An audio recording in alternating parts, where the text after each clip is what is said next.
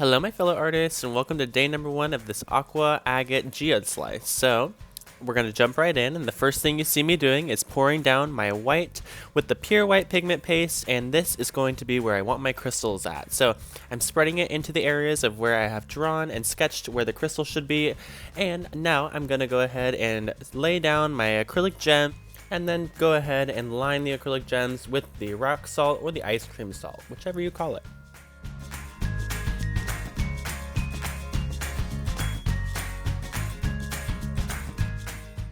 And of course I'm going to go ahead and use a paintbrush. This time I just used a foam paintbrush that I had lying around. And I'm just pushing those extra rock salts that flew everywhere into the crystal area. Now we're going to take our golden ore pigment and we're going to line right against the crystals, kind of up into the crystals just ever so slightly. Now we're going to pour some pure white right up against the edge of that gold. And now we're going to pour some, of course, Aurora Blue right up against the pure white and go ahead and torch everything, making sure that the gold pigment floats to the top.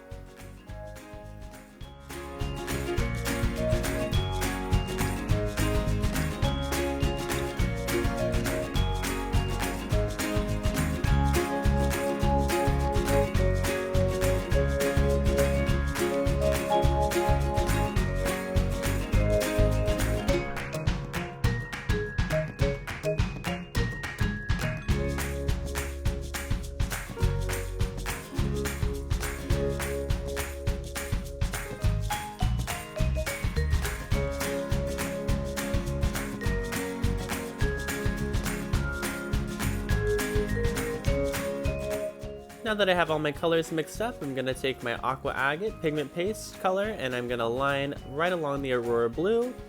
And I'm also going to take my Turquoise Sea and line that right next to it.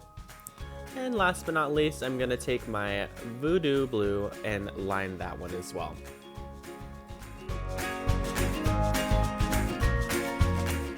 Now I just laid down some more of the Aurora Blue in the places that I'm going to have that show through. Now I'm just taking my Turquoise Sea, lining the Aurora Blue, and then lining the Turquoise Sea with the Voodoo Blue again. And then we're going to go right in between the Voodoo Blue and the Aurora Blue with the pure white color, of course. The Aurora Blue looks white, but in certain lighting, it does flash blue.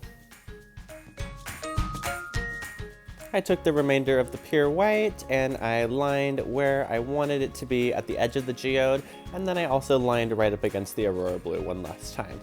Now I'm going in again with the Turquoise Sea and the Aqua Agate color, and I am repeating the striations that I did before. And then the last step I did was to take the Aurora Blue color one last time, and then I put that in there as well to fill in the gap spaces. Right there you see me pouring the Voodoo Blue, of course repeating the same pattern of the striation, and there's the Aurora Blue going in. And the last step is to torch everything very lightly to pop those bubbles, kind of warm everything up, and then go hovering over the colors and the striations very lightly to create a soft blending. And that concludes day number 1 of this Aqua Agate.